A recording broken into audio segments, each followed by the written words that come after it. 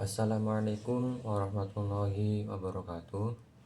Alhamdulillah wassalatu wassalamu ala rasulillah wa ala alihi wa sahbihi wa mawala. La hawla wa la quwata illa billahil aliyil azim, amma ba'du. Yang saya hormati Bapak Dr. Supratno selaku Rektor Universitas Hasyim Asy'ari. Yang saya hormati Bapak Dr. Jasminto selaku Dekan FHI. Yang saya hormati Bapak Dr. Khairul Umam selaku Kaprodi PAI. Yang saya hormati Bu Iva Inayatul Ilahiyah selaku dosen pembimbing DPA PAI 4E. Yang saya hormati Bapak Dr. Hanifuddin selaku dosen pengampu media pembelajaran. Di sini saya Muhammad Ilham Januar akan menjelaskan tentang pusat sumber belajar sebagai media pembelajaran. Pada poin pertama yakni ada namanya pusat sumber belajaran. Pusat sumber belajar itu apa sih? Sebagai tempat yang dikembangkan, dikelola dan dimanfaatkan oleh tuan rumah untuk meningkatkan efektivitas dan efisiensi. Dalam hal ini beberapa pengertian yang lebih mudah dipahami tentang PSB atau pusat belajar. Pusat sumber belajar yang meliputi orang, kemudian bahan, peralatan. Nanti kita jelaskan di sini. Bahan, kemudian ada lagi lingkungan, fasilitas, tujuan, dan proses. Komponen-komponen tersebut seperti perpustakaan, layanan audiovisual, peralatan dan produksi, serta tempat untuk mengembangkan alat bantu dan sistem instruksional. PSB juga merupakan tempat bagi tenaga pendidikan atau pendidik untuk membantu pengajaran dengan berbagai alat multimedia pendidikan seperti laboratorium, elemen, perpustakaan, bengkel, audiovisual, dan lain-lain. Dalam pengertian PSB ini ada juga yang lain seperti kayak pusat sumber belajar itu dapat didefinisikan atau diartikan sebagai tempat yang dikembangkan, dikelola, dimanfaatkan oleh tuan rumah tadi, meningkatkan efektivitas dan efisiensi pembelajaran. Pusat belajar juga dapat didefinisikan sebagai sebuah organisasi yang berkaitan dengan kurikulum dan pembelajaran di sebuah sekolah. Dalam hal ini, pusat sumber belajar merupakan sarana untuk menyelesaikan tugas dan manfaat waktu belajar yang tersedia. Jadi model pusat belajar itu apa sih? Sarana prasarana dalam meningkatkan atau dalam membantu proses belajar mengajar. Mudahnya seperti itu. Contohnya kayak tadi kayak seperti bahan, orang, juga laboratorium, kemudian tujuan, fasilitas lain-lainnya. Nah, seperti itu. Jadi pusat pembelajaran ini seperti itu. Nah, di sini ada kategori seperti kayak teknik, alat, bahan, orang, pesan. Nah, ini termasuk juga pada pusat pembelajaran yang tadi yang kita bahas. Misalkan kayak pesan ini, pesan. Jenis informasi yang disampaikan atau disebarkan oleh suatu komponen dalam bentuk gagasan, intrusi, makna, fakta, data, atau nilai. Nah, dalam hal ini misalkan pesan itu kayak kebijakan gitu.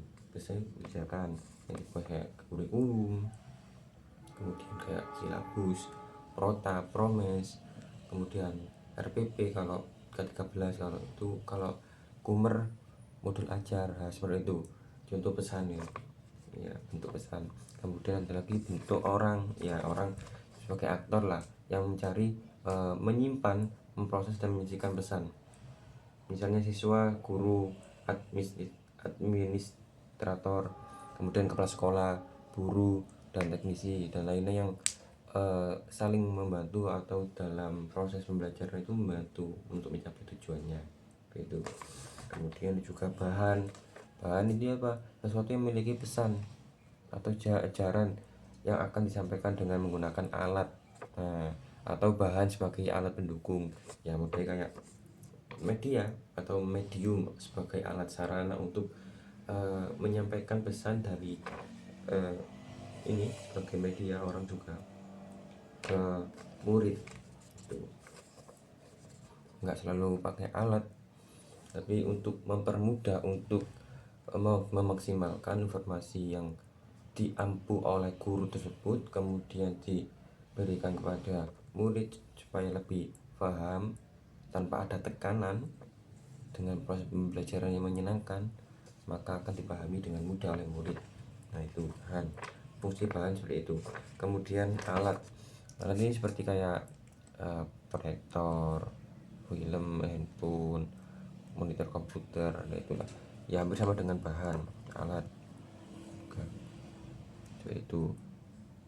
Kemudian ada lagi teknik mengacu pada metode untuk meningkatkan pengetahuan untuk mencapai tujuan.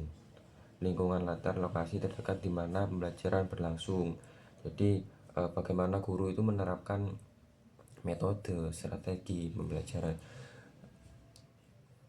sesuai dengan latar belakang atau karakteristik daripada siswa itu sendiri. Nah, dari hal ini muncullah fungsi. Terus fungsinya belajar itu buat apa sih sini? Nah, di sini meningkatkan kreativitas siswa dalam belajar. Nah, dengan menggunakan sarana prasarana tadi, ya walaupun kita ketahui kita masuk awal mengetahui Pak Hanif kan mengatakan bahwa semua itu hanya berapa persen untuk mencapai tujuan pembelajaran. Pasti alat seperti kayak sekolah, lembaga, kemudian proyektor, papan tulis itu hanya berapa persen gitu. Nah, dengan hal itu ada, itu akan membantu, akan meningkatkan proses belajar mengajar kayak gitu, meningkatkan kualitas siswa. Misalkan kayak contoh sedikit, dalam lingkungan atau kondisi di kota, pasti kan ada proyektor kan, jadi itu disuruh buat PPT misalkan. Kemudian kalau misalkan di desa yang nggak ada proyektornya, guru dapat memberikan solusi, misalkan kayak pembelajaran KSHI itu dibuat gak ada proyektor, dibuat media kayak apa nih, seperti main peran, ini sebagai Abu Bakar, ini sebagai Usman, ini sebagai Umar, sebagai Ali, kemudian ada perang. Nah, nanti bisa diajukan seperti itu. Kemudian pada poin kedua yaitu menyediakan lingkungan lebih menantang untuk belajar. Nah, dengan hal ini guru pasti bisa mengatur lah bagaimana hal tersebut bisa terwujud dengan adanya tantangan. Kalau membosankan pasti murid juga malas belajar. Meningkatkan kualitas belajar siswa pastilah. Kemudian yang keempat, membantu memahami konsep-konsep geopolitik lainnya. Nah, dari hal ini aslinya memunculkan tantangan atau masalah.